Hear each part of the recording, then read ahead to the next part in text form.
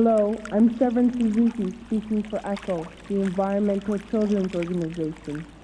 We're a group of 12 and 13-year-olds trying to make a difference. Vanessa Setti, Morgan Geisler, Michelle Quigg, and me. We've raised all the money to come here ourselves, to come 5,000 miles to tell you adults you must change your ways. Coming up here today, I have no hidden agenda. I am fighting for my future. Losing my future is not like losing an election or a few points on the stock market. I am here to speak for all generations to come. I am here to speak on behalf of the starving children around the world whose cries go unheard. I am here to speak for the countless animals dying across this planet because they have nowhere left to go. I am afraid to go out in the sun now because of the holes in our ozone. I am afraid to breathe the air because I don't know what chemicals are in it. I used to go fishing in Vancouver, my home, with my dad, until just a few years ago we found the fish full of cancers. And now we hear of animals and plants going extinct, every day vanishing forever. In my life, I have dreamt of seeing great herds of wild animals, jungles and rainforests, full of birds and butterflies. But now I wonder if they will even exist for my children to see.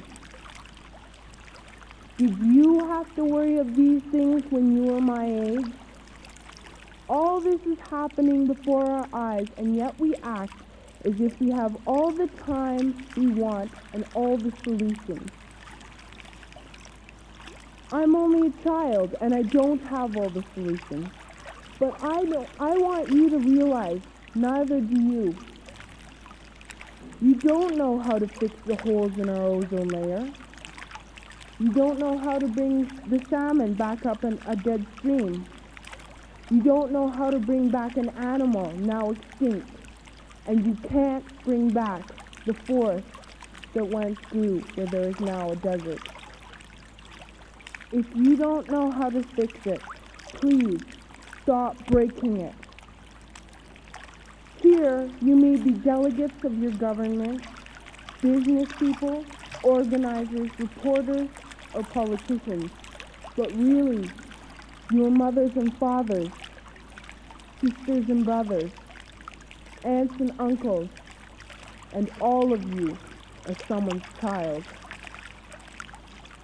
I'm only a child, yet I know we are all part of a family, 5 billion strong. In fact, 30 million species strong. And borders and governments will never change that.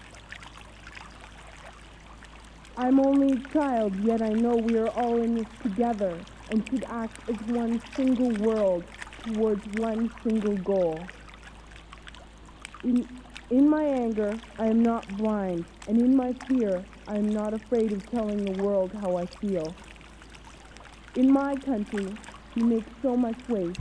We buy and throw away, buy and throw away, buy and throw away, and yet northern countries will not share with the needy. Even when we have more than enough, we are afraid to share. We are afraid to let go of some of our wealth. In Canada, we live the privileged life, with plenty of food, water, and shelter. We have watches, bicycles, computers, and television sets. The list could go on for 2 days. 2 days ago, here in Brazil, we were shocked when we spent time with some children living on the streets. This is what one child told us. I wish I was rich. And if I were, I would give all the street children food, clothes, medicines, shelter, and love and affection. If a child on the street who has nothing is willing to share, why are we who have everything still so greedy? I can't stop thinking that these are children my own age, that it makes a tremendous difference where you are born. That I could be one of those children living in the favelas of Rio. I could be a child starving in Somalia, or a victim of war in the Middle East, or a beggar in India. I am only a child, yet I know if all the money spent on war was spent on finding environmental answers, ending poverty, and finding treaties, what a wonderful place this earth would be. At school, even in kindergarten, you teach us how to behave in the world. You teach us not to fight with others, to work things out, to respect others, to clean up our mess, not to hurt other creatures, to share, not be greedy. Then why do you go out and do the things you tell us not to do? Do not forget why you are attending these conferences, who you're doing this for. We are your own children. You are deciding what kind of a world we are growing up in. Parents should be able to comfort their children by saying, everything's going to be all right. It's not the end of the world, and we're doing the best we can. But I don't think you can say that to us anymore. Are we even on your list of priorities? My dad always says, you are what you do, not what you say.